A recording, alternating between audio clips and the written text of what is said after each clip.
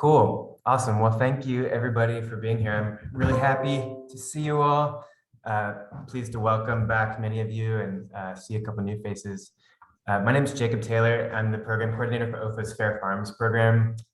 Seek to foster a comprehensive food ethic where social stewardship is paramount with stewardship of the land. We do this kind of primarily by focusing on the interrelated issues of fair pricing for farmers and fair wages and labor standards for farm workers through education and technical assistance. And this is the second installment of the first of our educational events we're offering. So I'm really happy to have you all here.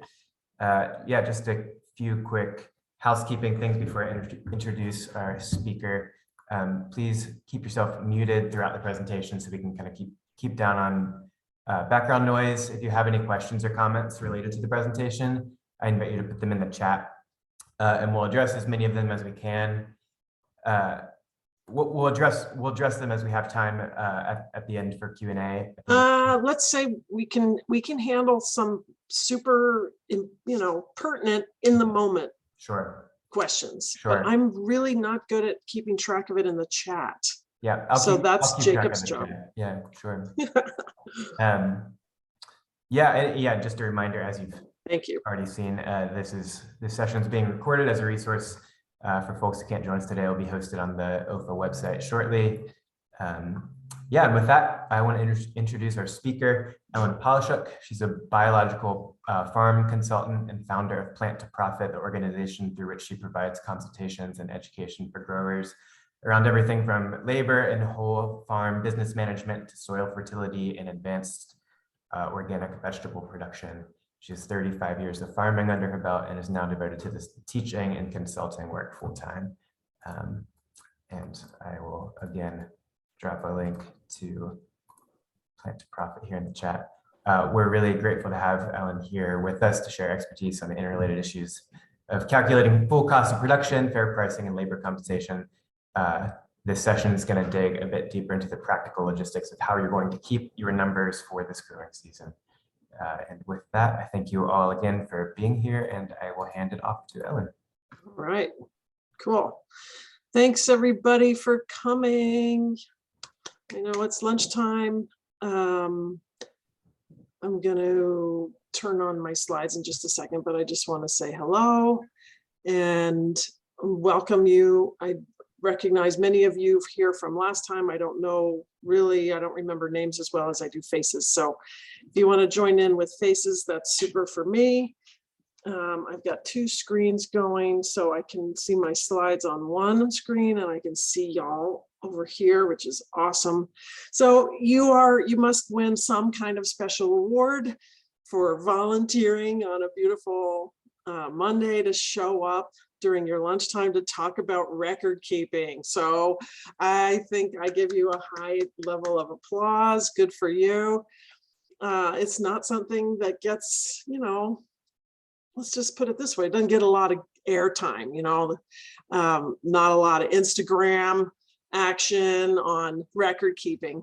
But that's the thrust of our work today, is to talk about what kinds of records, what kind of data do you really want to have, and how are you going to go about getting it and keeping it. So a little bit on sort of hygiene. First of all, what do we want, and then how are we going to get it? Okay, so I'm going to go ahead and jump into the slides again. I really enjoy one-on-one interaction, and I really like having questions answered as they occur to you. I don't want to chit chat and talk about, my background or whatever, but I'd love to have any kind of direct question about the content of what I'm presenting to you today, because it's more fun, right? It's more fun for me. It makes it relevant to you. Everybody else may have the exact same question or pretty darn close. And so this is a learning experience. I have a number of slides and I'd like to get through them, but if we didn't, it wouldn't be the end of the world either. So I'm very happy to have interaction. So don't be shy. You can type it in the chat, or you can wave me down, or you can do that raising of the hand business. that's if you can manage all your levers down there at the bottom of the screen, there's a way to raise your hand. Okay. Let's do some slides. Does that sound good? Let's get some thumbs up from the team. Thumbs up, thumbs up. Thank you. Thank you. And anytime you hear anything that's like, woo, I'm so excited. I don't know if that's going to happen on a record keeping day, but if anything strikes you as really remarkable, don't be shy. Just give me the dance hands and that makes me happy. All right. Sharing the screen. Here's my slides. I'm gonna move you always remember you can move your controls on your screen in Zoom. You know, you can change the percentage of the screen that's the slides versus the humans. All right, so I'm getting all my humans are big over here and they're small over here. Cool. So here we are again. This is our second round together, and our goal is to figure out the setting in which we find ourselves. The setting that brings us together is how can we pay people better? So this is a fair wage conversation. That's the container in which we're having this conversation. What we're talking about today in terms of record keeping can be, of course, applied to all kinds of answering different kinds of questions. And what I want to just get this right off the bat, we got to get this caveat. So the things I'm going to be talking about today, I'm not talking about legal record keeping. I'm not talking about how are you going to fill out your taxes, although everything we're talking about is probably helpful. But I just always want to say, we're not having a legal tax conversation today. We're talking about how are we going to run our business? And how can we run our business in such a way that we can generate and keep enough money so that we can pay our people better and hopefully have a little bit better retention of our workforce over time. Okay, so this is a slide that comes from a friend of mine, John Hendrickson. Even though I put my own picture in the background, but this is he likes to do these animated slides, and I'm trying to get friendly with it because, you know, I'm supposed to be a professional slide giver here. So here we go with animated slides. What are the steps to a profitable and satisfying farm business? Well, first we're going to start keeping records, and then we're going to keep keeping records, and then we'll have fallen off the wagon and we're going to get back on, and then we're going to do it all over again. Okay, so this is the theme for today. And you know, I just know that I understand that everybody's sort of in their own place in this trajectory. Everybody's got a different kind of business. Everybody has different temperaments, different skills, different desires, and you're all kind of in your own place on the spectrum between I have a shoebox and a bank account, and you know, I'm on Tend and Airtable and QuickBooks Online, and every single thing is tracked to a T. So those are the extremes, and you're somewhere in your own path. And hopefully today you're gonna decide that you're open to or excited about upping your game in one area. Okay, so what's the thing? Why is it that record keeping is kind of a drag? And we certainly talk about it like it's a drag. And especially, I think, in this universe, the small farm kind of world that we live inside of. And we certainly can, most of us agree, I would say by and large, that none of us got into farming because we wanted to spend time keeping records and doing data entry. That seems understandable and obvious. And then but the real reason I think that we kind of have this negative reaction to the words, you know, record keeping, is because usually we're doing it for somebody else. We're doing it to get over somebody else's requirements, right? To play ball. In order to play ball with the bank, I got to do this. In order to file my taxes, I got to do that. In order to pass my inspection, I got to do this. And so there's a little bit of we have a little bit of struggle, like, well, just because somebody wants me to kind of makes me not want to do it, right? this group of us tend to have a little bit of an individualist, rebellious nature, and sort of like, well, just because you want me to, that's why I don't want to. So there. And so what I'm inviting us to do today is to have a different view of keeping records, because these records are ones, and this whole immersing yourself in this way of thinking is because you want to answer some kind of question, okay? Why would we do anything that we don't have to from a legal or tax standpoint? And that's because we have a question that we're trying to answer. And so I want to keep that kind of phrase, I want to keep that at our fingertips today. What question are you trying to answer? And then how are you going to get the answer? Okay, so that's the frame that I'd like to use for us today. And our question, as we started the last time we met a 3 weeks ago, was how can I raise wages on my farm? Which very quickly becomes a question of profitability and sort of really basic business management, right? How can I end up with more money in my budget to allocate towards labor? Okay, so we're gonna, this is John Hendrickson. John Hendrickson is a colleague of mine. He works at the University of Wisconsin, and he's the guy who created that Veggie Compass tool that I spoke about last time we were together, and is one of the data sort of massaging options, one of the platforms that we can choose to use as we move forward through this year into next year, if you decide to come with us on this journey together. And so this is one of his slides as well, John Hendrickson out of University of Wisconsin. Okay, so we know, I'm going to show you this slide at the very end as well, but here I'm just going to inoculate us with this first idea of, wow, there sure are a lot of different ways that we can keep some records, right? We can do super old-fashioned in paper. Here's kind of like not the oldest fashioned, kind of a medium old-fashioned whiteboard method. We can get into computerized stuff, and we would make our way kind of down through this list into, apps on our phone as being kind of the most modern in a way.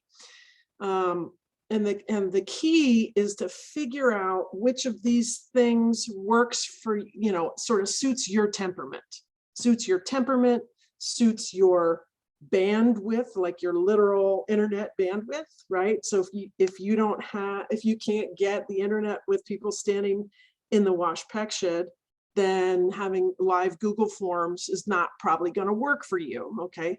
So it's got to work for you and your people, okay? And generally speaking, you're probably older than the people that work for you.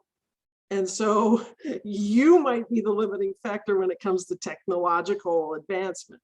Your folks who are in their teens and 20s are extremely good at doing things on screens, okay? And so there's good reasons to have still some kind of old-fashioned paper stuff, and there's good reasons to have digitized data. Okay, and it's possible that some kind of, you're going to make different decisions depending on what it is you're trying to answer, the question you're trying to answer. And this is a slide I got from a young lady who I'm super impressed by, and I've done some consulting work with. Her name is Taylor Mendel. She's big on Instagram for y'all young people. Her place is Footprint Farm, and she has a little kind of a website and a little learning container called Habit Farming.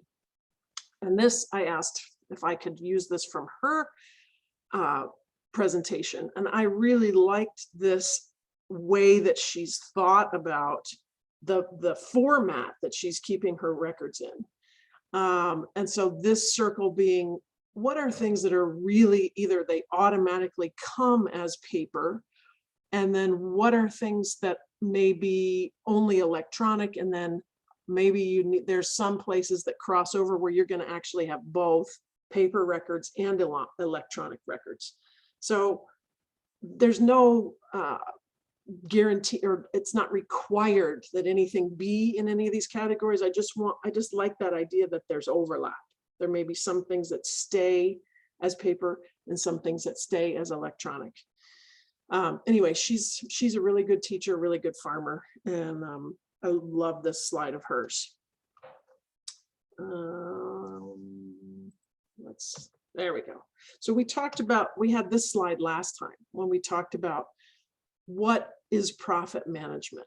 What's this game that we're playing? The game we're playing is everything we sell minus what it cost us equals what's left over for us and for our people. You know, this extra thing we're talking about, this bigger paycheck or more benefits or whatever it is. And today we're going to zero in. I want to zero in on this piece. Okay. And that looks like this. So income, sales or revenue, is made up of stuff that we sell at a certain price. Very simple. And so let's talk about what, oh, I'm thinking there's a slide that didn't show up. Ah, this one got skipped over. Why is that? Okay, here it is. What records do we want to keep? Hello, here's the 4 topics we're going to hit. Big areas of record keeping. We're going to talk about yield. We're going to talk about sales records. We're going to talk about labor records. This is the big, heavy, juicy, scary part. And then a super easy one at the end. And that's why if we don't get to the very last slide, I'm not going to freak out. Okay, because I know you're, out of all of these things, you're definitely keeping track of your expenses pretty well. All right. That got us to this slide, which gets us to this slide, which is now we're going to talk about yield first. Everybody's cool? Are we all on board? Anybody have anything they need to say? We're good. Okay, thank you. All right, so let's ask this question, right? So the slide before I talked about sales, and we're going to talk about sales as a whole concept and a whole bucket of its own. But why should we track yield? Yield is not the same as sales, right? Why should we track raw yield numbers in addition to tracking sales numbers? And here are some possibilities. And so this is not a have to. You don't have to do this. Here's some ideas about why you might like to track yield. The first one being as a metric of how good you are at growing stuff, right? Our core purpose in this game we're playing is to harvest sunlight and to turn it into food. And so in its most concentrated, simple form, measuring yield is the way that you get to track how good you are at dealing with all the things you have to deal with and end up with food, dealing with weather and equipment and soil and all the things. So in and of itself, I always found measuring yield to be really fun, right? Because I kind of measured my self-worth to some degree based on like how much stuff, how much food did we create out of air and water and soil. You know, it's pretty cool. So that's one reason. And then these are kind of more technical reasons. So if I'm trying to compare the idea of the difference between yield and sales. So if we only track sales, we would also not know what's not getting harvested. And this is not as big a problem probably for most of us in kind of the small farm, market garden kind of universe.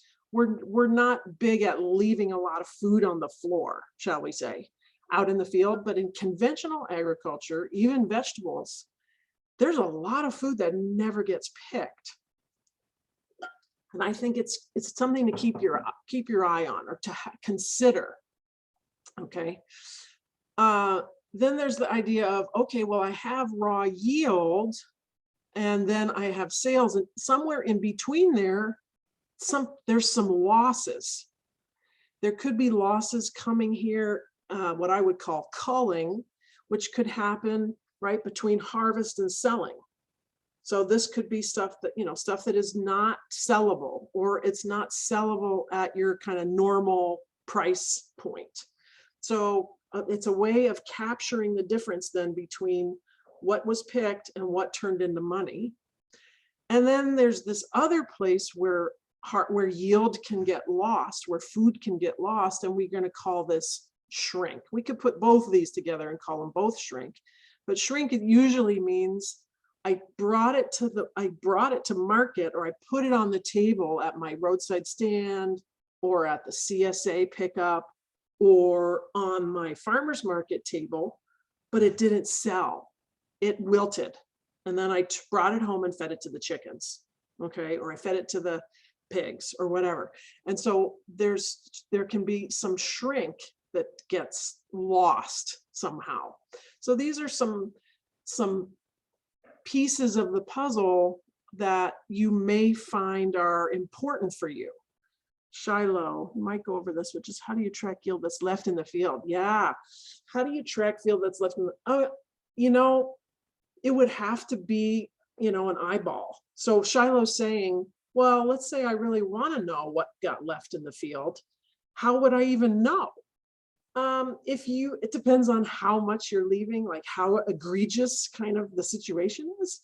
But if you knew by percentage of the patch, like we grew this huge field of potatoes and we only harvested a third, then you could extrapolate that 2/3 is left in the field. Or you could say, we picked 3 out of 4 weeks, and we could have gone 1 more week, but we decided not to. So I think this is not a huge issue, but it could, it just depends. Something weird could happen, where like you have a hurricane and all your markets are closed, for a whole weekend, and you just can't sell anything. That would be something you'd kind of want to bookmark or somehow capture that lost selling. You may have picked it, or you just left it in the field and just fell on the floor. Okay, so that's some ideas about why bother tracking yield. And so I'm going to use this visual. I don't know, I just made it, I just found a format and I kind of liked it. So I have kind of the good, better, best format here for how robust, let's just say, or how detailed the records go. So good is like, okay, let's start here. Better is, I got good going, I'm comfortable, things are going well, I'm curious, I want to know more. So then you step up to better. And then best is like, man, I'm really good at this. I got great team. I got tools. I like, bring it on. I can deal with it. All right, that would be best. So for crop yields, for yield records, obviously the beginning is, I am actually going to keep track of yield by crop. All right, that's the beginning. The next would be by crop and by location, or maybe by planting, right? Many of our things, we have succession plantings in different fields. And so you could, put an extra level of detail, including what the date was. And then sort of the full Monty best practice. And this could be, this also can fall into your food safety plan and kind of your level of awareness of who's in the field. So it's by crop, by location, by date. And some farms are assigning lot numbers if they're really doing, heavy wholesale to Whole Foods, or Wegmans, or, a very high level grocery store. and somewhere you're keeping track of whose hands touched the food. So that's like the PhD level record keeping, is to know who was on the crew that day that would have touched these items. And you know for sure that Earth's Best, or not Earth's Best, what's it even called? Those huge salad growers, right, in the Salinas Valley and out in the desert of California, who have everybody's eyes are on them for food safety. Like, this is absolutely must happen for them. For us, we're under way less scrutiny. But that's the full Monty on keeping yield records. So let's talk about what that actually might look like. Like, how am I going to accomplish any of this? And as you can see, this is an old slide, but this is a slide of how I kept track of yield. And if I were still farming in 2022, I would probably still be keeping track of yield this way. I think this works great. And in fact, I do keep track of yield in my garden the same way. And so I just had pieces of paper, and it was the job of whoever on the team was bringing the food from the field into some kind of a storage place to write down what they were offloading from the truck and putting into the cooler or into the whatever it is, the shed. Okay, and just literally keeping track of buckets, ponies, crates, whatever your units are. And I divided them up into, obviously, as you can see, the month, and I had fruits, roots, and shoots. That's how I kept track of types of vegetables, just so that there was some way that people could keep, like, where am I going to find the carrots? You know, as you can see, here's the vegetables across the top. All right, so that's about as crude as it gets, and it totally works. Now, in order for this to be useful, you could either digitize every entry on this page, have somebody turn it into a spreadsheet, or you can just total it up and just have, total for July, total for August of each of the crops, whatever way you want. But this is a good crude getting the data at all method. Of course, there's the whiteboard method. This is not a very great picture, but you get the idea. This is, in this system, again, this was on my farm. On this system, once we had a really nice wash pack area and we had kind of more organization and more systems, what would happen with this is it's a whiteboard, and it would be 1 week's worth of data. And then either someone would literally sit at a table in front of this board and type it into a Google Sheet, or some people take photographs of that whiteboard and then erase it. But then you have to work off a photograph to digitize it, which old people and blind people, it sucks. So I prefer have somebody's job on, Friday afternoon or Monday morning, whatever it is, to digitize that week's records right then and there. This is what that would go move into. Here's the Google Sheet. That is where that data went from on a board to now something you can manipulate in the computer, right? So here's all the vegetables, and here's each week or day's entry into a yield document. It's a lot of numbers, but there they are. So that works. Anybody got anything to throw in? Yeah, Ben. I guess I was just wondering if you could, what I think of when I look at this is, our CSA harvests are usually very structured, and so we're picking like to specific numbers versus wholesale harvests. We're trying to capture more of that. Like we just have a very bifurcated stream of information coming in, where we have certain things that we're picking for wholesale, we're keeping track of, like the crate levels and things like that. But stuff that we're harvesting for CSA, we kind of know exactly how many bunches are going in. And so it just might be, I was just, curious if like, kind of dividing up the record keeping like that could actually make some of it more easier, because you don't have to track as many things, Yeah, I mean, I'm not going to give you an answer because you're not really asking for a specific answer, but I really like that you're bringing to the table that you could come up with different methods to capture different pieces of the harvest.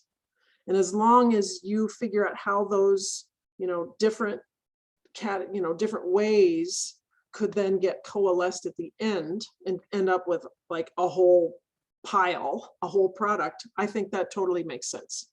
I mean, that's the thing. There is no, just like everything else in farming, there is no one answer. There's 100 answers, and you have to pick the one that you think you like, and you're actually going to be able to do it. Okay, so I appreciate that angle. Here's how, and maybe this may take into account, this is how I did it. So on any day, this was a pick sheet. So this was a harvest sheet generated the night before, given to the crew, and this was going to take care of everything that was going to happen over the weekend. So this is actually, so here's the crop, here's the field, right? So if you have a confusing farm, like with multiple locations and multiple plantings, you got to put on there like what bed, what quadrant, what field. This is where you're going to find it. And then this is actually 4 different outlets that might receive it. So not only is this like, how many do I need you to pick in total, but like this now can go to the wash person and they can wash all the basil and put them into the different categories. So we didn't pick for one enterprise, one market channel at a time. We picked for everybody all in one hunk. Okay. So this is a pick sheet, which becomes a yield sheet, which could also even, really become like, this is the Leesburg farmers market. That's what they're taking to markets right here. And some of these you can see like pick some eggplant, pick all, right? When you go pick summer squash, you don't pick 3 buckets and walk away. You pick what the heck is ready to pick, right? So, but, and so I'm never am I going to say you should do what I'm doing, but I want to just keep like stimulating your own thought process about, oh yeah, that there's a little piece of what she's talking about that might work at my house. Okay. So this is how we got jobs done on the farm, how people, and then we would divide up into teams, but everybody had a list that they would then check off of. Now, of course, you can totally do this digital, right? I never made it that far in my career where I digitized the list from the beginning, where people all had it on their phones. But that there are some farms where the pick list is on people's phones and they actually like put a digital check mark as they've accomplished those tasks. I never got there myself. But here's instead of a Google kind of a Google form or a Google sheet, a number of growers are using this platform, Airtable. So it's not Excel, it's a true database platform called Airtable. And it's quite user-friendly and kind of more intuitive than Excel. And it has a lot of good looking views of the same data. So if you haven't heard anything about Airtable, you're gonna, because this is gaining traction. I'm working with, I have a farmer that I work with who has spent 8 days in the winter to basically doing what Tend and those other other companies that want $40 to $50 a month to do for you. He's recreated it and even more on Airtable. And I think he's going to give it away because he's paid by the Chesapeake Bay Foundation to be their farmer. And I don't think he can sell it for money. Like, that's not part of their ethic. But Airtable is getting a lot. It's getting, is anybody here intersecting with Airtable yet as a farmer? No, it's big, y'all. Yep, there's somebody clapping. All right. It's yeah, and what's cool about it, since we're kind of, like I said, rebellious and a little bit it's not owned by the evil empire. Let's just put it that way. Like, this company is still owned by the 3 guys who worked in the garage and made it up. You know, I'm sure they have a couple bucks now, but they didn't sell it to Microsoft or Apple. Like, it's still just the guys, the 3 guys. It is guys, literally, sorry, no gals. All right, Airtable. Anything, everybody good? Keep going? Yeah. Okay, that's it for yield. That's it for keeping track of yield. Those are the ideas that I have. Obviously, there's more, but there's the beginning of a yield conversation. Let's, if everybody's cool, I'd like to move to sales records. Matt, do you have a question or you're good? He's good. Okay, cool. So let's move to sales records. Again, here's the good, better, best. Sales records. Starting off, you want to keep track of, I sold some stuff and I sold it through this market channel. I sold it at the farmer's market. I sold it through CSA. I sold it at my roadside stand. Okay, that's a good start. And what you could end up with in terms of kind of useful, interesting data is 40% of my sales come from the farmer's market. 60% is from CSA, whatever. Those kinds of percentages are really, really great to have, because part of this profitability conversation that we want to have is going to be thinking about your sales channels, kind of comparing them one to the other. And because they're different, right? You may have different price points at each one of these channels, and you for sure have different cost structures in different channels, right? Going to a farmer's market, having a 10-hour round trip experience with multiple staff is definitely going to cost you something different than, you know, fill your own bag on the farm CSA. Okay, they're very different cost structures. So this is the bare minimum. All right, and I'm sure, I imagine that most of you are already well accomplished at this first step. Second step would be to be getting into individual crops. So in this case, I'm just saying vegetables, flowers, eggs, keeping track of by channel. Here, I'm going to get a little more into detail, like how much lettuce versus how many tomatoes versus how many whatever, peaches, whatever it is. So sales, income, and volume by crop. And so then when we put it all together, we are going to do basically everything. We're going to keep track of total volume by channel, by crop, and by date. And so that we would end up at that time being able to say, tomatoes are my top selling item at the farmer's market and comprise 18% of my sales. Whereas in CSA, tomatoes comprise 7% of the value of my CSA share, something like that. So this is pretty robust. And I'm going to give you some caveats. I'm going to give you some wiggle room. All right. Again, why would we choose to keep more records than we have to from a legal or tax standpoint? And we do that because we want to answer a question. And the question this time is, what are my sales per channel? What are my sales per enterprise?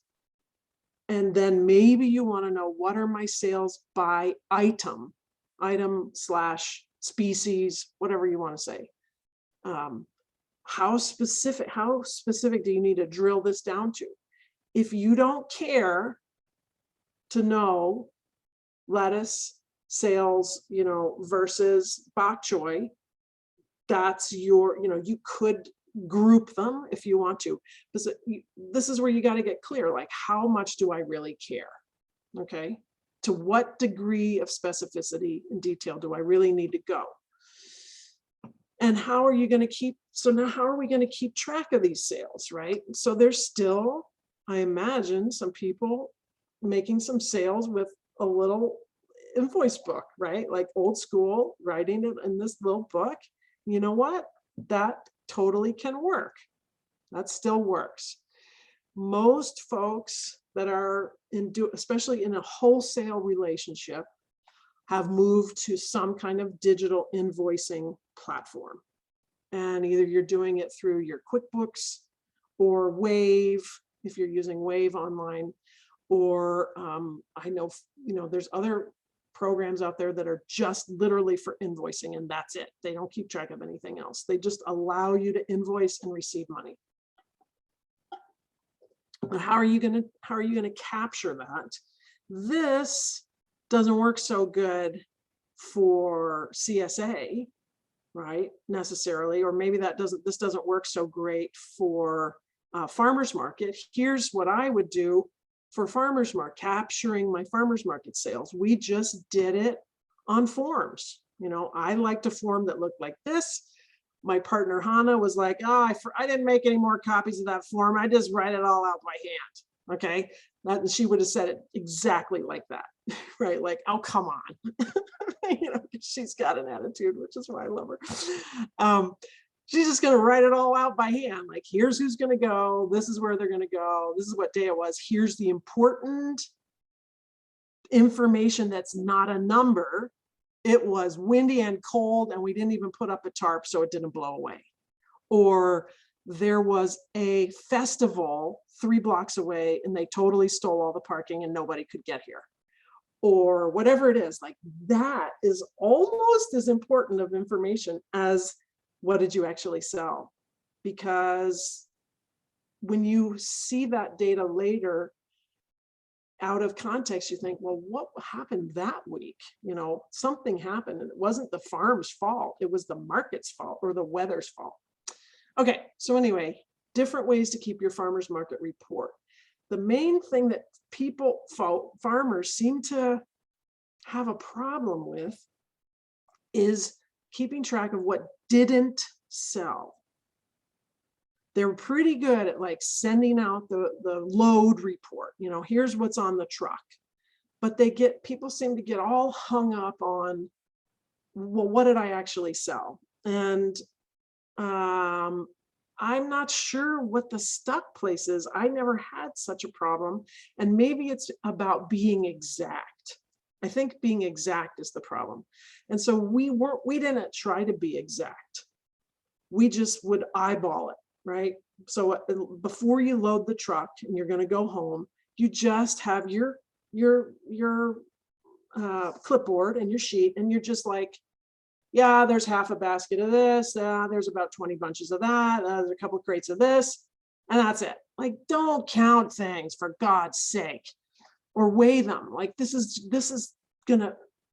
everybody's gonna hate you for this, because they really just want to load that truck and get home. Right? It's hot, or it's freezing, whatever it is. It's like, time to go. We need some Dr. Pepper and we need to go home. So just do it fast. That's close enough. Okay. Somebody had something maybe smart to say. It's because you're beat. Yeah, there's tons of other stuff. So for me, I didn't do it after. I did it standing there. I did it right there in the moment as I'm loading, or somebody's doing it while I'm loading, because I'm better at loading than they are. Or we would do it like in the truck driving home, because I'm never going to be by myself. There's almost always going to be somebody with me. And we're going to organize all the dollars, and we're going to write stuff on this list. So do it while you're in the vehicle. And then when you get home, yes, you totally want to just burn the whole place down and take a nap. I get it. So yeah, hold yourself hostage just for 3 minutes as you're packing up the stand at the end of the market. Anybody else have a really great suggestion about this? And Shiloh, if you want to unmute, because I'm sure we can hear you for a short period, even though you're in a real place, a public place. Anybody else have something super fun that they figured out how to capture this? Counting inventory a few minutes or yes, good enough. That's right. You got 15 minutes till the end of market. There's very little customer flow. There you go. Perfect. Close enough, for God's sake. And maybe you are lucky enough to have an organization that's taking all your leftovers and bringing them to people who need food.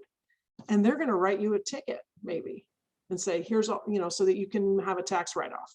Here's all the things I gave away, and this is what it's worth. Okay, I'm bogging down on the farmer's market. Some people will go home from the farmer's market and they will take that piece of paper that we've struggled to fill out. We already struggled. And then they're actually going to go into their QuickBooks and make a sales receipt. Whoa, whoa, high level bookkeeping going on here. Okay. And they're actually going to enter it into their bookkeeping system, what they sold. Now, again, you could enter it in as a sales receipt in QuickBooks or Wave, and you could just say vegetables, $1,236, eggs, $250. Or you could have it by item. This much lettuce, this many beets, this many sugar snaps. I personally don't think I could handle that level of detail. I think my head would explode. But there are farms with, that have a certain size, or they're just really good at bookkeeping and they're really into it, and they will digitally have this recorded somehow. Okay. So and then of course, if you're running your sales through Square, you may have already set up items. And so Square has a report for you. Obviously, this is a shitty report, but you could have, exactly how many of everything you sold if you're really using Square as a cash register. If you're using Square just to run your credit card, then you just have vegetable sales, 5,000. So you may be getting a really good report from Square already. So that's, that by item. And so here's the real question. Do we really need to know sales by item at every one of our channels? Or, and this is my cheat, okay, so here's my out for you. And this is what I would have done, is something like this. Can you back figure it, right? So if you think of, there's this much knowledge, and I'm keeping track, I have to figure out where my camera is. There's this much knowledge, and I figured out, 2/3 of it. Can't I then know what that 1/3 is that's left just by doing some math? Like, I didn't have to keep track of everything. Do you know what I'm saying? So like, I have really good yield data from the field. I have invoices for anything that's sold at wholesale. I have really good records of what's going into CSA. That means everything that's left went through this other channel. Do you know what I'm saying? Okay. So you're allowed to do this. Obviously you're allowed to do anything. This is your business. You can do whatever you want. As long as you file your taxes, you're good. But we're talking about, upping your game to some degree. But I don't want you to make yourself insane and to set the bar so high, like make such a momentous leap in your record keeping that it's unachievable and you can't follow through.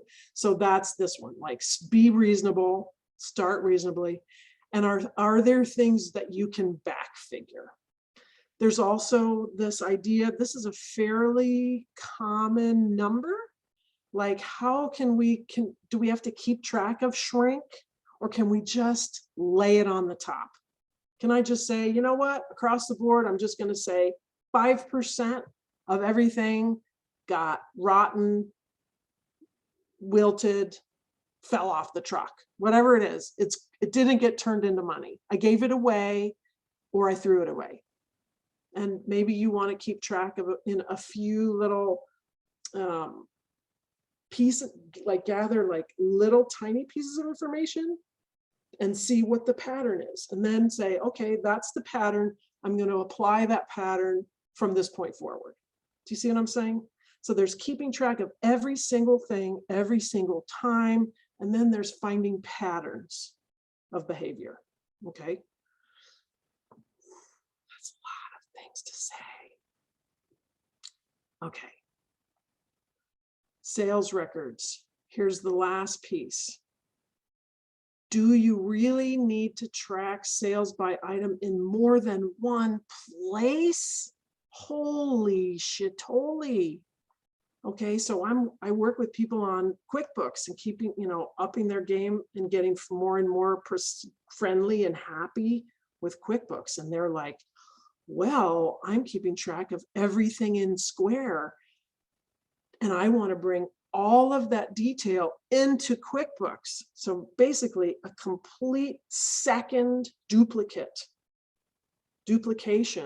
of data from one platform into another. I'm not going to tell you what the answer is right this second, because it just depends on your farm. Sometimes it's a good idea, and sometimes it's not a good idea. That's all I'm going to say. I'm working with a client who's a livestock guy, which is unusual. Mostly I don't work with livestock guys. He's doing all of his selling on an online platform called GrazeCart, which is pretty slick, super smart, does all the things he needs. He's keeping inventory, right? It's like incredible data on GrazeCart. And he says to me, I want to bring all that data from GrazeCart and put it into QuickBooks also. And we finally decided, no, it's not worth the work to make those two platforms talk to each other. We're just going to bulk bring in sales into QuickBooks. And if you really want to know sales by item, go to GrazeCart, ask it there. The data is there. QuickBooks doesn't have to be the complete full container of every single data piece you ever had, right? It doesn't have to. Sometimes platforms play nice, sometimes they don't play nice together.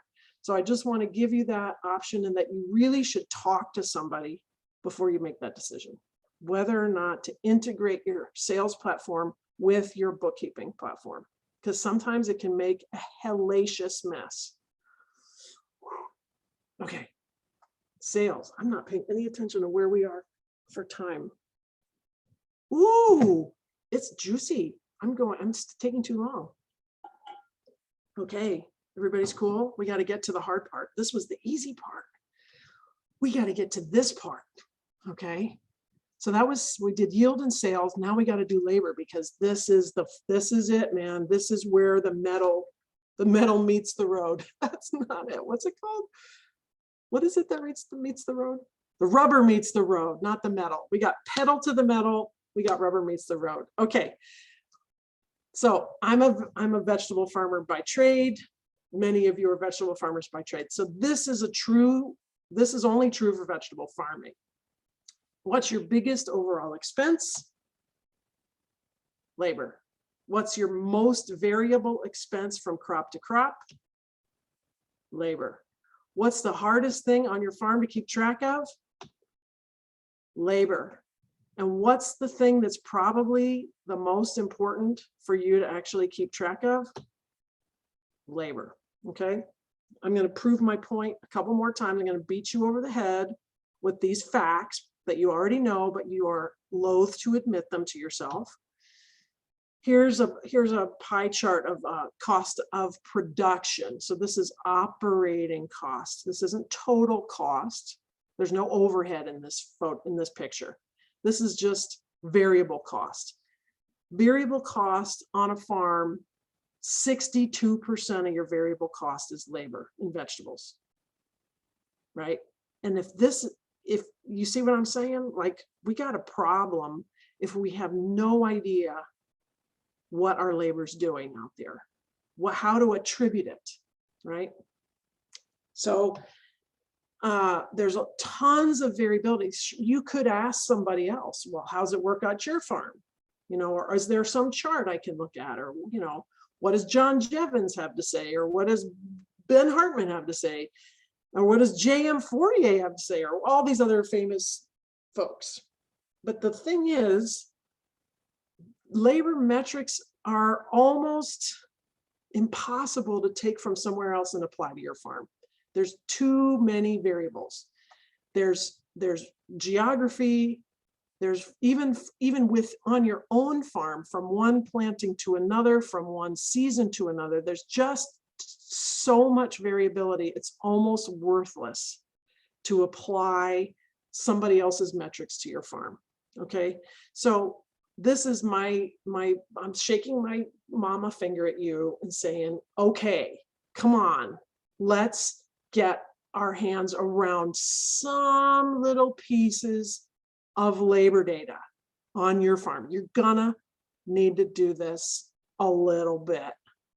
Okay, so let's look at it this way. So this was the metric as it was handed to me by a John Hendrickson and another guy who created the Veggie Compass. They said, well, we did a little study, and on average, farms like yours in the Midwest, which I wasn't, this is what we see as a pattern.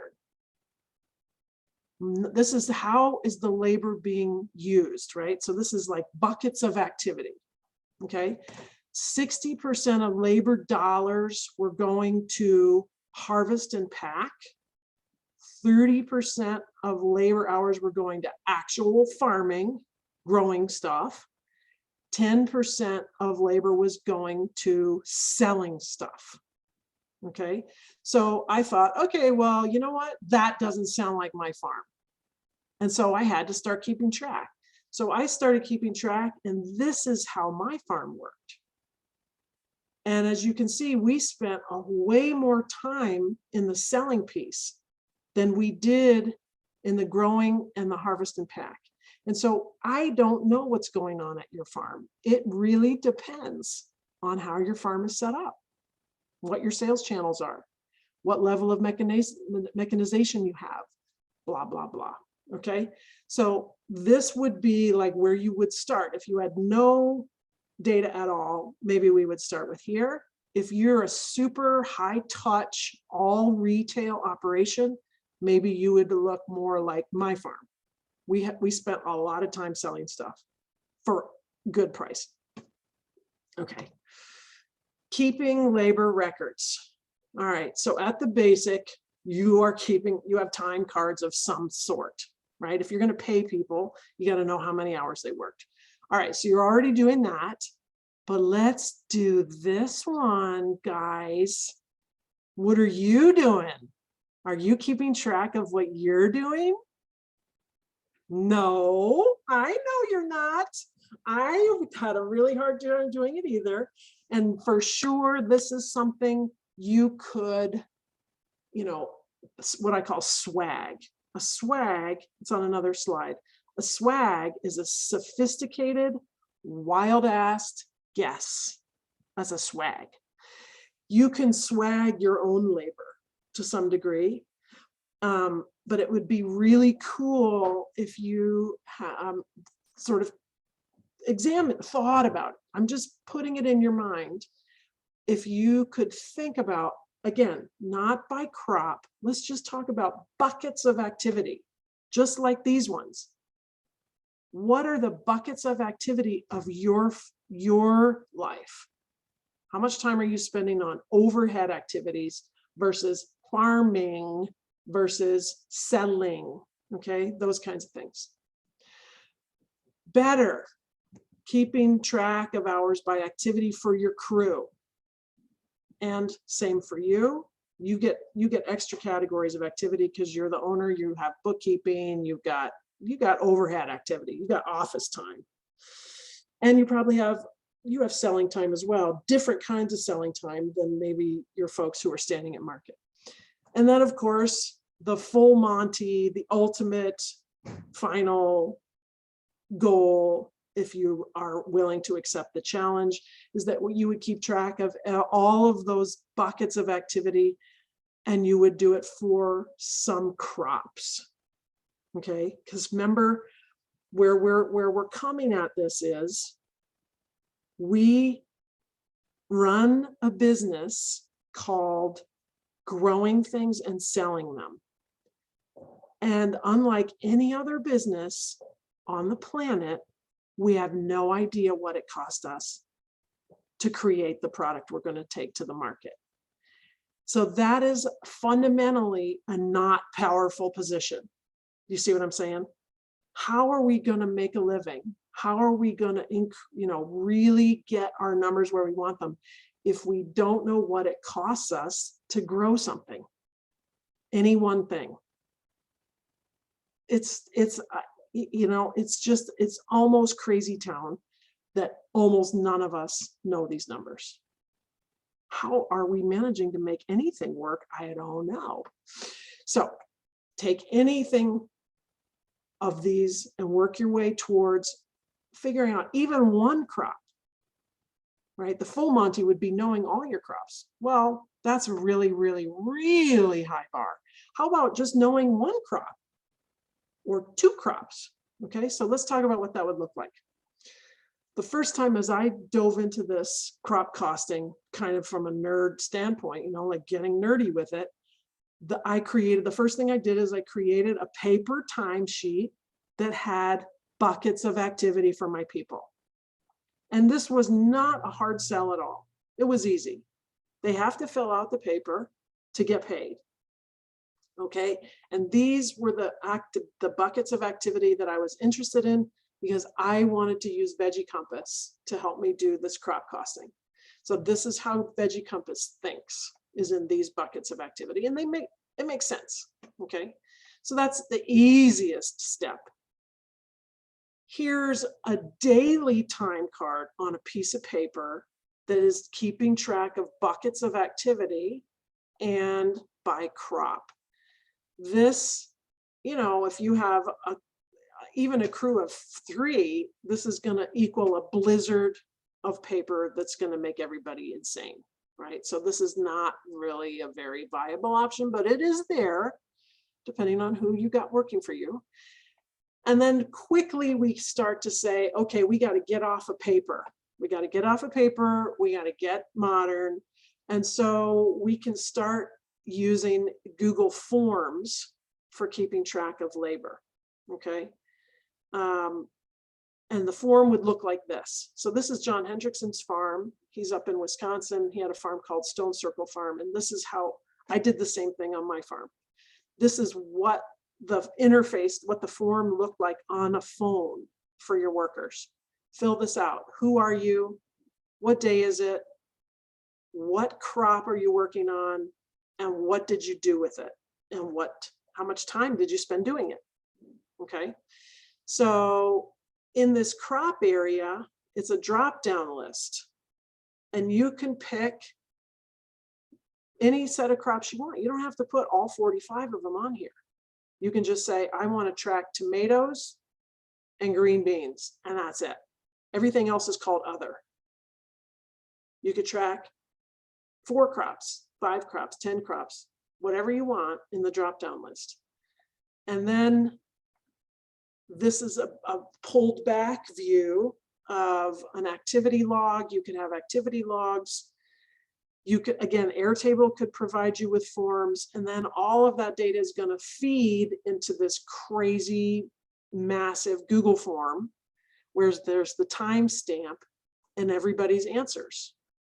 Okay, so as I understand it right this minute, you can't use a Google form offline.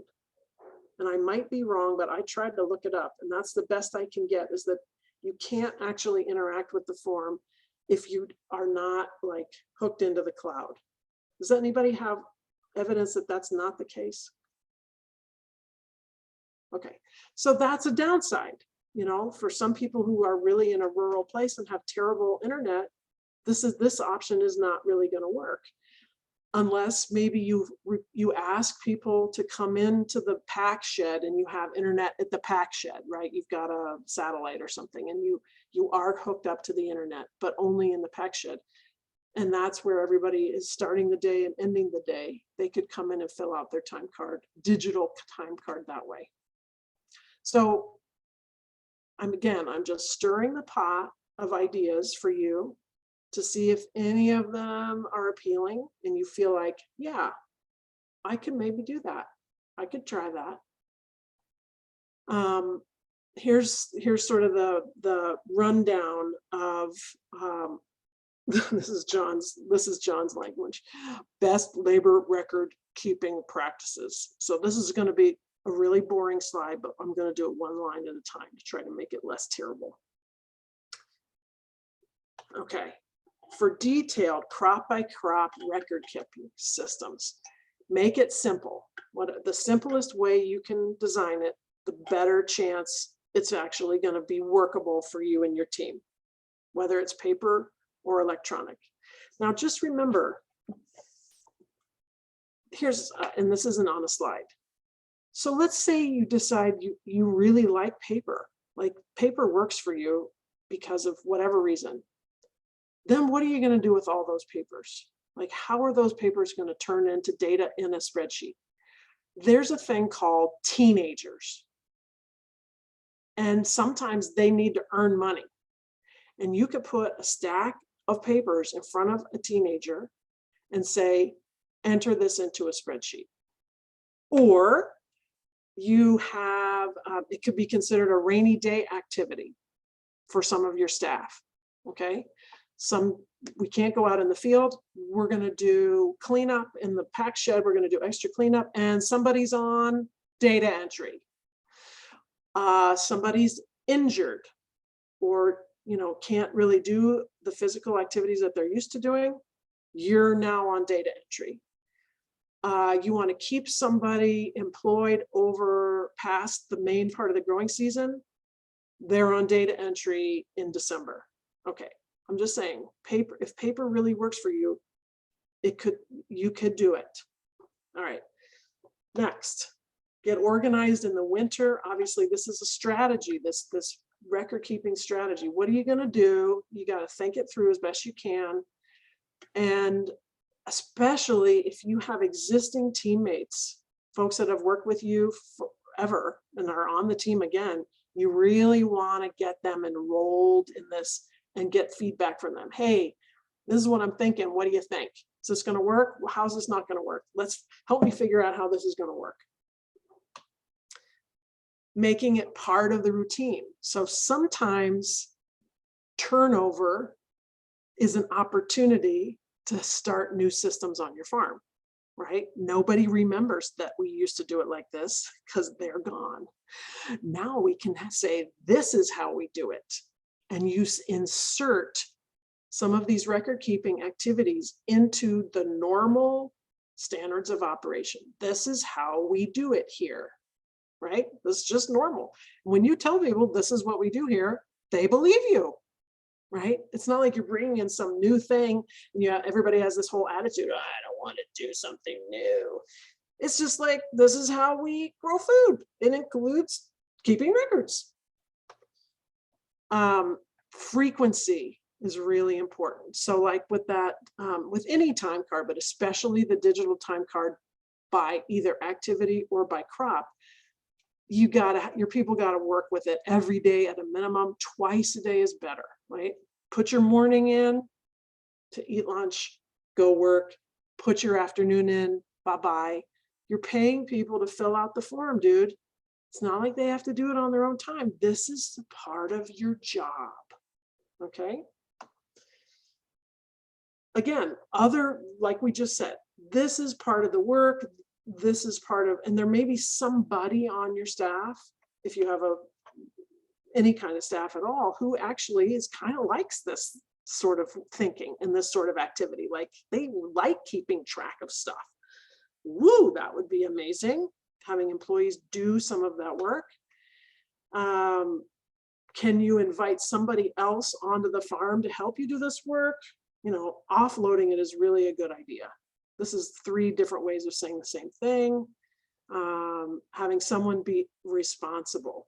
And then it's kind of this last piece is kind of a psychological piece.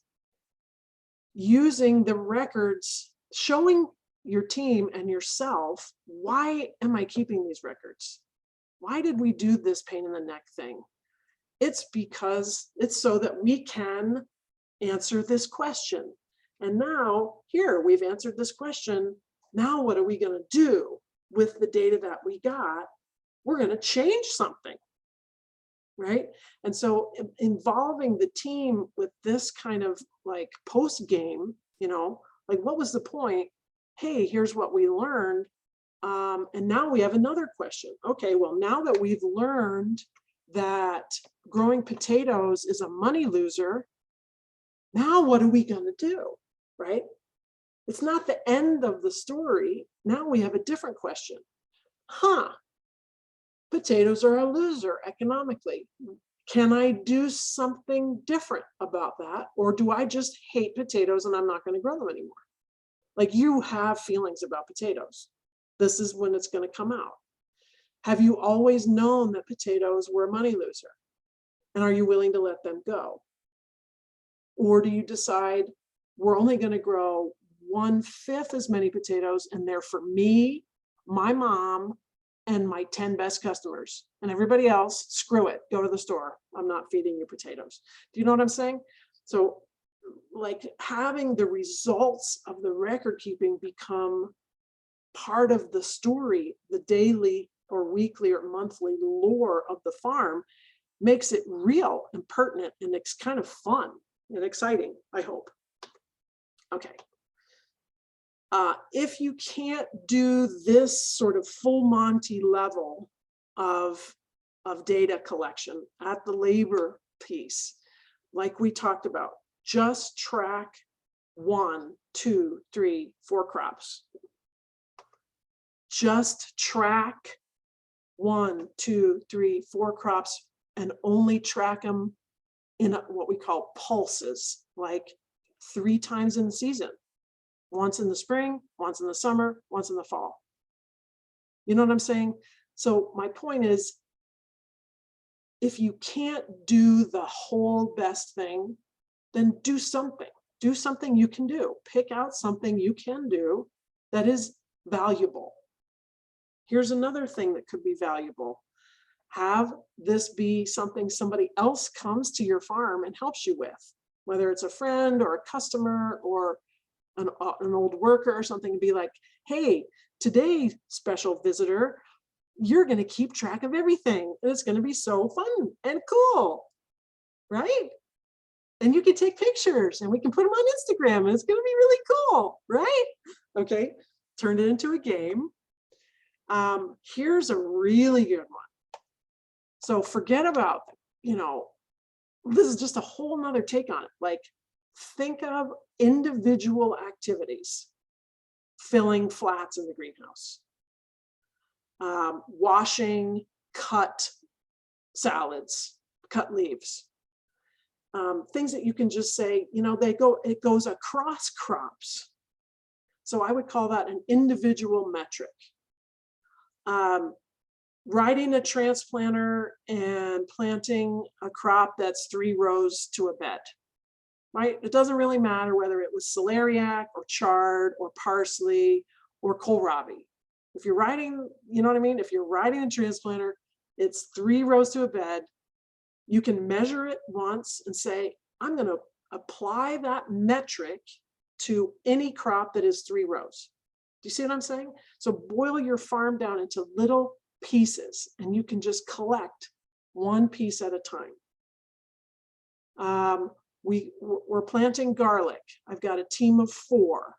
We were here for 4 hours and it took 4 person hours and we planted this many pounds of seed, or we did this many row feet. Do you see what I mean? Like, just that little piece of data is really valuable. That's going to tell you a lot about garlic. The stuff that's really where I think lots of stuff where our conception of cost is lost are the things like, and nobody wants to keep track of this, how much time are you spending opening and closing high tunnels? How much time are you spending taking row cover on and off? Because when you add it all up, it's probably more than you think. So maybe you just track it for a day, right? And you say, well, that's how much time it took today. And I'm going to imagine 39 days and just do the math. Do you see what I'm saying? Like, it doesn't have to be perfect to be valuable to you as we try to get closer and closer to understanding what is it really costing us to grow things in a high tunnel? What's it really costing us to grow radishes? Whatever it is. Taking this measurement, these snapshots at different times a year, because there's different weather conditions, right? You know, okay, here's my swag. Here's something, and you know, and even this is better than nothing. Okay, so a sophisticated wild ass guess means, dude, you've been doing this for a while. Some of you have been doing it for a really long while. Your bodily experience, you have wisdom. So let's just break it down. Like, just pull it straight out of your mind. And here is a tool at the Veggie Compass website. This is a labor estimating worksheet. Now, I'm sure you can find one somewhere else, but this is a really good one because it's really specific. And you could, out of your mind and your experience, you could start right here. So this is no data collection at all. This is like you really getting quiet and really thinking through each crop. All right, how many times do I really have to mulch or trellis or water or weed or manage pests or take the cover on and off? And your swag is going to be it's going to be close. It's not going to be perfect, but it's going to be close. So this is just backward looking brain dump. That's data too, okay? I'm trying to keep making the bar lower and lower so that you feel like you can do it, okay? That's the whole point. All right, so this is the picture we had at the beginning about what those different tools were, books and calendars and apps. This comes from Taylor. There's some paper called Write in the Rain, and it can get all wet and you can still write on it with a pencil and it doesn't get ruined. It's expensive, but apparently it's the cat's pajamas. I've never used it, but I was kind of excited, so I wanted to show you that. Using the computer in your pocket, which is called your phone. Even this right here, take 2 pictures with a timestamp, right? It's got a timestamp. We cut to the field, here's the onions, boom. However many minutes or hours later, there they are. Leaving yourself little voice recordings that may go with this. The team was me, 3 of us, blah, blah, blah. And we had great fun. Okay. Lots of time tracking apps out there. QuickBooks has one called QuickBooks Time, and I've heard a couple people say super thumbs up. They really are liking QuickBooks Time. There's some other ones I've not used. I've used Harvest at another job. And then there's still like a person with a clipboard. That's me with a clipboard and short hair. Long time ago. That still works too. This is Taylor again at Footprint Farm in Vermont. And this was just her description of trying to understand the cost of production, COP, of spinach. And this was the information she wanted to find out from her team and said, we need to get the data on this so we can really think about spinach as a crop and what our price point should be, or whether we should be growing more or less or none. Okay, so if you think, if you really can be excited about certain crops, like make this list, like what are all the steps and what would it take for me to actually get some specific data?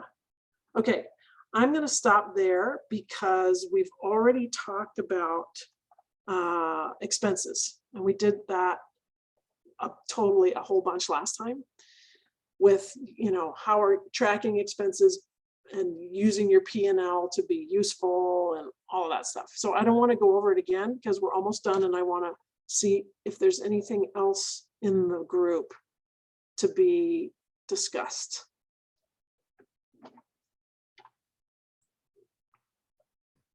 Yeah, thank you so much Ellen. Oh, plus Jacob has to say some stuff. Yeah, well, let's move into a Q&A first. Yeah, feel free to use the hand raise function under reactions at the bottom of your screen, and I will call on you. But yeah, let's have a conversation. Michelle. Hey, thank you. Hey. I'm just curious if you generally recommend employees sort of tracking their time twice, like they clock in and clock out separately from using one of those Google Sheets, just so that you're getting, I feel like there's a lot of time that maybe isn't attributed to one specific thing, and you're getting more accurate information if those two tasks are like two independent things, clock in, clock out, versus track your time by task, or if you are using those Google Sheets for like payroll. We use the Google Sheets for payroll, and we definitely we were pretty loose about we were only trying to track a few crops. First of all, There's a huge other 5 to category. 10. So other got lots of stuff. Okay. And so like morning meeting, 5, 10, 15, 20 minutes of morning meeting, of course, depending, they would supposed to throw that into another bucket. But so I think it's up to you. If I guess what I'm saying is, the more specific you want people to do stuff, probably the less often you should make them do it. If you really want to get into the weeds, like minute by minute, then I would say, let's do it once a month. Do you know what I mean? That's just an off the top of my head reflection back to you, because otherwise I think you might get some pushback. Depends on your folks. Oh, thank you. Yeah, and again, instilling the idea of, why am I asking you to do this? It's not because I'm Jeff Bezos, right? And I'm trying to push you to, or working at a chicken plant, and we're going to increase the line speed of the chickens flying in front of your face or whatever. It's like, I'm just trying to make a living, man. Right? It's a different story. All right, what else we got?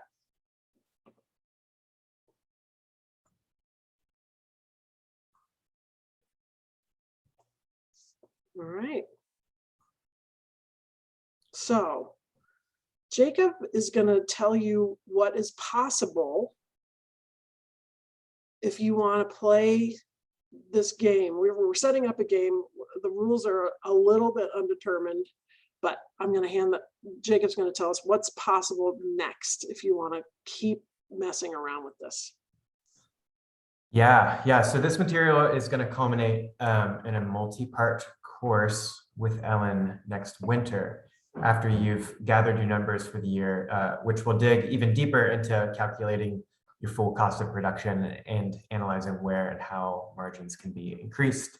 So yeah, we will have more details about that soon, but as we're making decisions about the time and format for that course, it'd be helpful to have your feedback on whether or not you would be interested or available for coming to an in-person gathering in Columbus to do it in person. It's wonderful when we can be in the same room together. So I'm going to launch this quick poll. Did it show up on your screens? Yes. Beautiful. Good job. Just to get a quick sense of your thoughts. Okay. So cool. Yeah, that would be very. Yeah. So this would be maybe at most a day and a half, most likely a 1 day time together, and it would just be us. Whoever decides they want to take this journey, and we would be getting nerdy. Like, it would be like, bring all that shit you gathered for the year and let's get together and bang our heads around. Like, let's have our computers, let's have the spreadsheets there and let's talk about them with each other. Let's put them on the screen and move some stuff around, like that. Yeah. Cool. Yeah, thanks for everyone who's responding there. Yeah, another quick opportunity I want to commend to you is the technical assistance we're offering via Fair Farms project for farms in the North Central region. So in partnership with the Agricultural Justice Project, we're offering a whole slew of resources to strengthen your farm's commitment to social sustainability. We have really great tools on subjects such as creating a health and safety plan in your farm, developing an employee handbook, an intern training program, and things like implementing food justice principles in your operation, moving from legal to fair employment. So if you fill out this self-assessment, which I will drop in the chat here, and send us any written employment documentation you have, we'll produce a personalized report based on the Agricultural Justice Project standards for food justice certification, and send you along any of our resources that would be helpful to you. What's the one-on-one piece? I'm sorry, what'd you say? Did you say there's a one-on-one piece, one-on-one consulting piece? Yeah. So for those of you who do attend this course this coming winter, there is an opportunity for an hour consultation with Ellen to really personally dig into your. So that could be used in, I think it can be used at any point, but I don't remember what the rules are. But if like you need help figuring out how you're going to gather the data, or like, oh gosh, now I have some, what am I going to do with it? And then, at any point along the way where you get stuck. And then I don't know how Carol wants to, or maybe Jacob, you're the boss of this, but in my experience with programs like this, there are a number of growers who don't choose to leverage their 1 hour. And so sometimes there's a bucket that still has hours in it. And then sometimes people get more than one if they ask nice. So it's sort of like, for the project, it's do not exceed this maximum money. So the theory is 1 hour per farm, but I promise you, not everybody's going to use it. Sure. Cool. Well, yeah, any lingering questions, comments, observations in the crowd here? Leave a second for you all. As you can tell, I am very interested in this topic. I spent a lot of time thinking about it and talking about it and working with people on it. And I am very interested in you, even, outside of this OFA container that we're in here. If you have something you want to share that you're just excited about, I want to hear about it. Okay, this is important and I'm really into it. And I would love for you to send me an email or just say, hey, let's get on the phone for 15 minutes. I just want to tell you, about this thing, or I want to ask you something. Anyway, I have a website and you can grab like a 15-minute conversation book one out of my calendar and just tell me something cool or ask me something cool. Whatever it is, I really want to, I learn by working with you and you learn by working with me. So don't be shy to say something or do something in my direction. How about that?